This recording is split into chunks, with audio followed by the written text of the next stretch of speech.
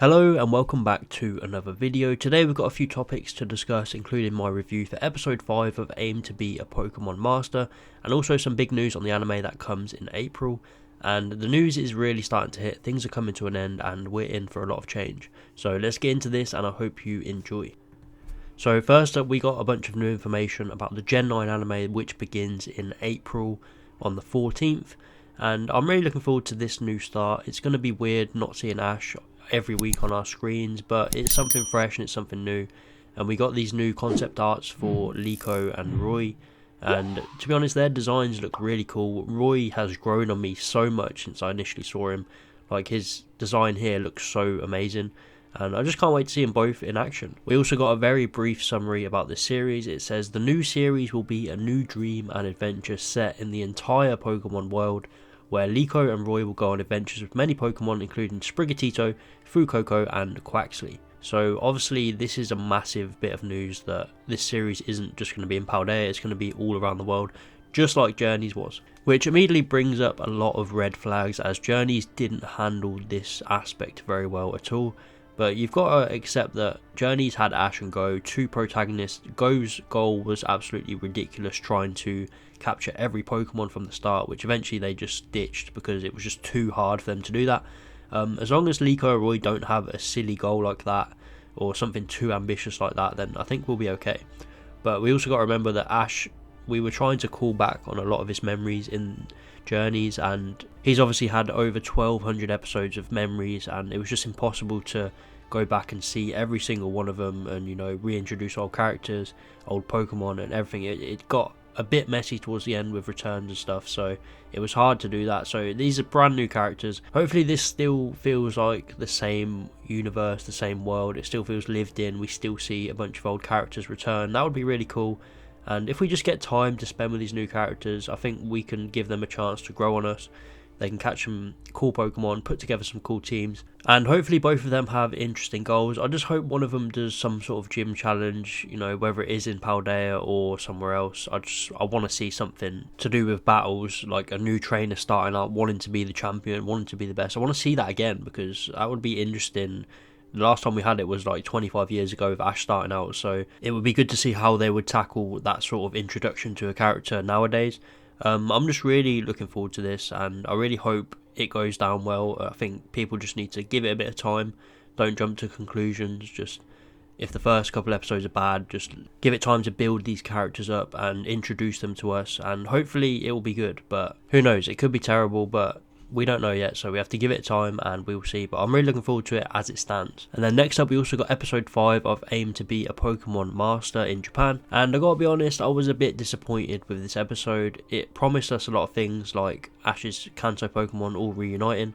Obviously that did happen, but I feel like a good chunk of this episode was taken up by nonsense, like 10 to 15 minutes of just Team Rocket just causing Ash crap for no reason. Like, we didn't need any of this. To be honest, they didn't need to be in this episode. Just leave this for Ash and his Kanto boys, like, all back together. We was all so excited to see it, and Team Rocket just took up so much time, and they played a main role in the storyline as well, which was really frustrating because they had this whole thing where they're pretending to be like management for the Squirtle squad, and they kind of tricked Ash into leaving Squirtle, and Squirtle got upset with Ash and thought Ash had just left it without saying hello and stuff, which it wasn't a good plot point for me. It might make a bit more sense once I watch the subbed version, but I don't know, I just don't think this was a good storyline for this specific episode. Like, you're bringing back all the Kanto Pokemon, just do something better, do something more wholesome, more cool. Don't get me wrong, there was still a lot of wholesome and decent moments in this episode, and, you know,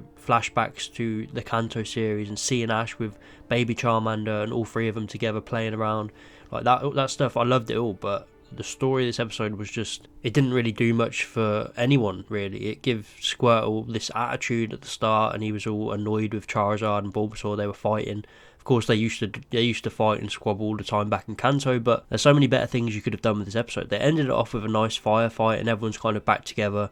They're all working to stop this fire, which was awesome. Brock and Misty were enjoyable in this episode. You see Krogunk and Misty pulling Brock away from the Jennies, which was funny. There was a lot of small good moments, but the overall plot was just really wasted. Like, we wasted so much of this episode just Team Rocket nonsense for no reason. The first half of the whole episode was just focusing on this petty squabble, which we didn't really need. We just needed an episode where they're all back together, they're reliving memories, and it's just a good time because this is Ash's last series. I want to be celebrating these Pokemon that we grew up with, not being disappointed still that these episodes aren't really doing much. The episode could have had the fire at the start, they could have worked together to stop the fire, they all come back together, and then the rest of the episode is, you know, do what you want with it. Just have them spending the episode together. There wasn't enough interactions with Bulbasaur, Squirtle, Charizard and Pikachu.